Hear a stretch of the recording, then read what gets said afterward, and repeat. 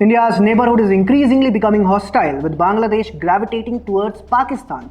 The latest decision by the Yunus-led interim government to ease visa rules for citizens of Pakistani origin, it has further cemented the fact that the rulers of Bangladesh want to move further away from India and are happy to cozy up with Pakistan.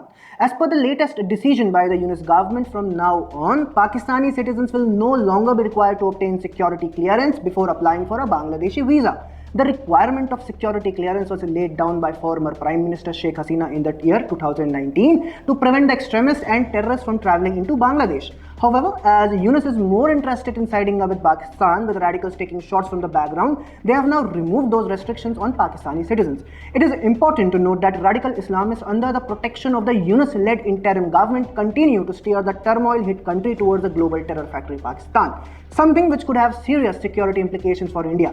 Experts have warned that Bangladesh's alignment with India's arch-rival Pakistan could pose a security challenge for India along its eastern and northeastern flanks. It's no secret how in the last rule of the BNP Jamaat-e-Islami between the years 2001 and 2006, Pakistan's ISI was allowed to operate from Bangladesh.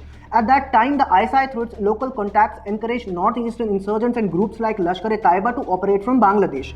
The recent decision by the Yunus government to ease visa restrictions from Pakistani citizens could help facilitate the movement of hardcore extremists, radicals and terrorists from Pakistan into Bangladesh. This could then turn Bangladesh, with which India shares a 4,000-kilometer long border, into a safe haven for Pakistan's proxy forces. This could then be detrimental to India's security, its delicate northeast, especially at a time when Manipur is on a boil. However, the easing of visa restrictions is not the sole sign of a Pakistan-Bangladesh nexus. Before this, Islamabad too announced that Bangladeshi citizens could travel to Pakistan without incurring any visa fees. Direct flight between both countries was also resumed for the first time since 2018. Furthermore, last month, both countries established direct maritime links after a Pakistani freight ship from Karachi docked at Bangladesh southeastern Chittagong port after 47 years.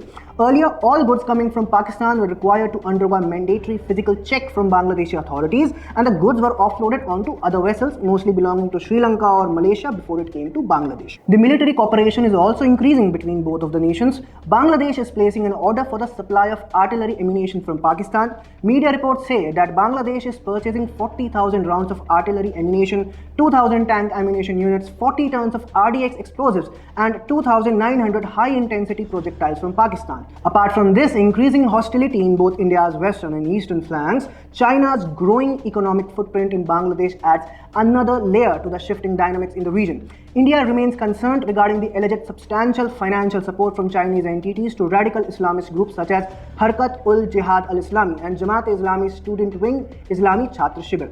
India sees these developments with growing alarm, as these groups are the ones who incite anti-India sentiment in the region. Further, the brewing of hostility in Bangladesh could have ripple effects on India's internal security. For India, the stakes are high as it navigates a changing regional landscape marked by Bangladesh's pivot towards Pakistan and China. This could further complicate India's strategic interests in the region. Hence, India must recalibrate its diplomatic and strategic engagement to counter this emerging alignment and safeguard its interest in a rapidly evolving geopolitical environment.